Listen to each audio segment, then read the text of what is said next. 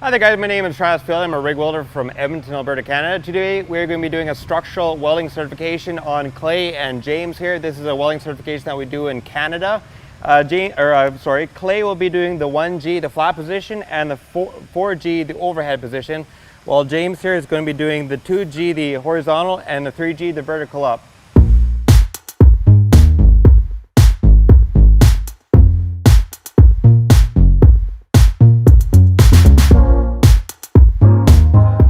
Alright guys, you need to be strategic on the placement of where you put your weld passes. There are no grinders, no saw blades, files, or methods that remove deposit metal or alter weld B profile are permitted. You can, however, use a buffing wheel. Klay, you'll be doing the 1G, the flat position, and the gap distance is 13 millimeters. I want you to put your placement on the square side. You weld 4.5 inches up.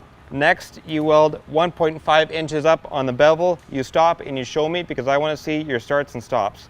James, you'll be doing the 2G horizontal. Your gap distance is 8 millimeters. You'll be welding the full entirety of the square side because I am assuming that you have your 1G position already. So you'll be welding the entirety. And then I want you to weld, and these are actually opposite, but I want you to weld 1.5 inches in and then come out and show me. I want to see your bead placement and also starts and stops.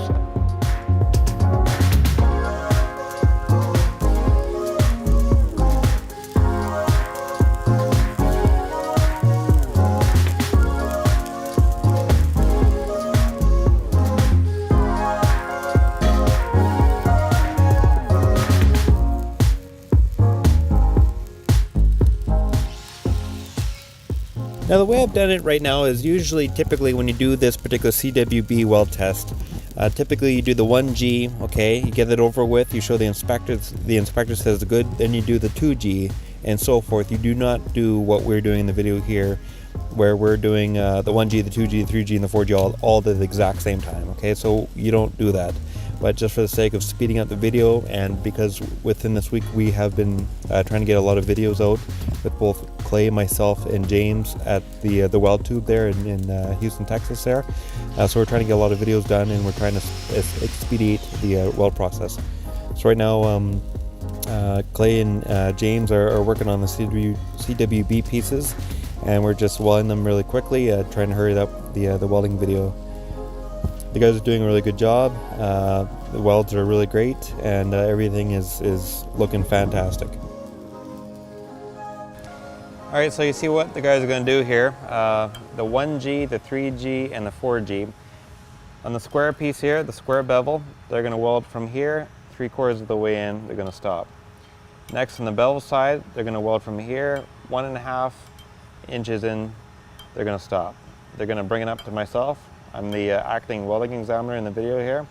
I'm going to take a look at these welds. If the welds are good, these welds are good here, they're going to continue the pass. The square bevel, weld from here up to there, stop.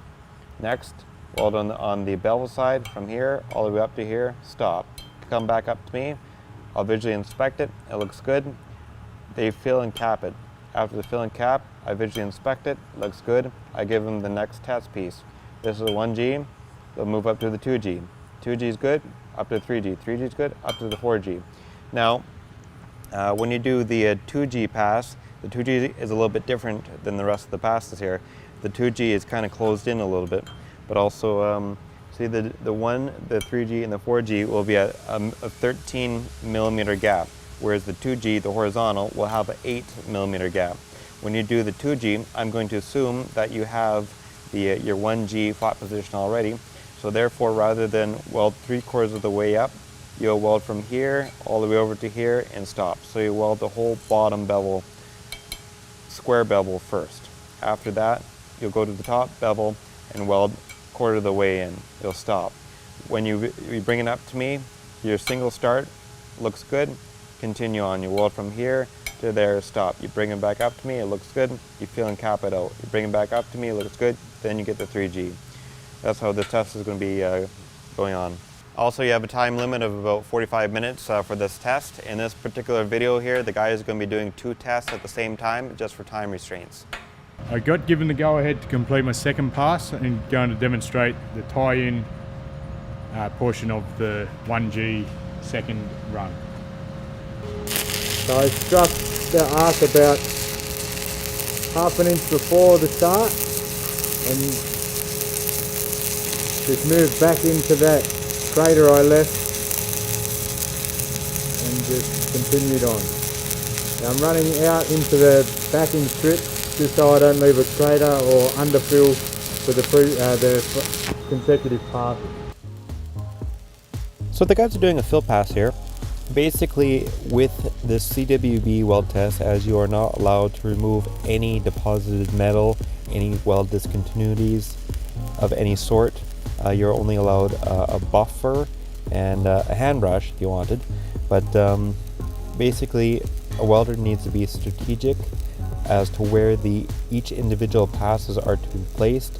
Do not leave any, say like a really tight V groove or any weld beads too close together where you cannot get down into the groove there to deposit metal. It's fortunate that you can, with 718, you can crank the current up and kind of burn out what you need to burn out, but you can also change the arc force, adjust the amperage voltage in the weld puddle, and be able to dig and chew your way out of any weld defects you may leave. But for the most part, you just need to be strategic for this particular weld test, the CWB weld test.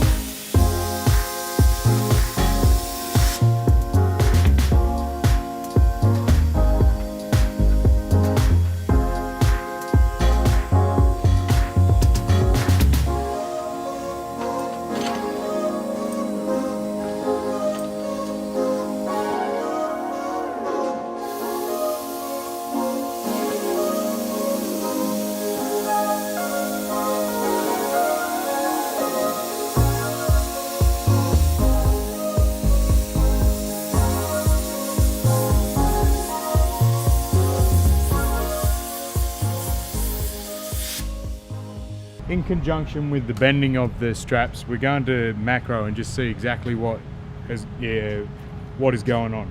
We've got it up to quite a good polish, probably not as high as we could get. We've got some 5% metal etch, and we'll just apply some of that to the polished surface.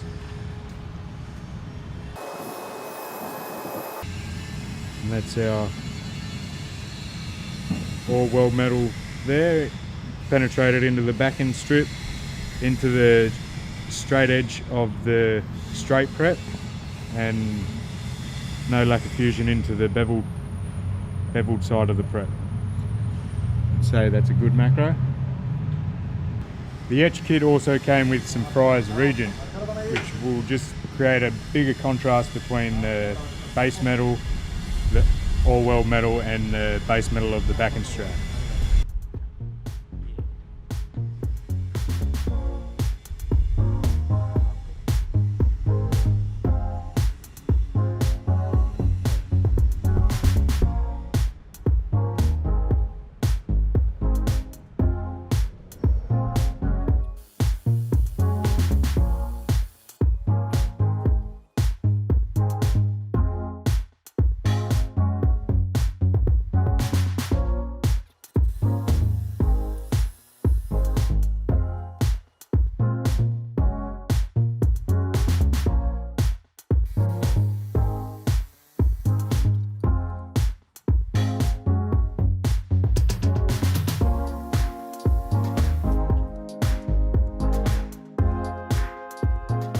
Hey there guys, we're back. We kind of sped up the welding here a little bit. We made the video a little bit more entertaining and a little bit more fast paced.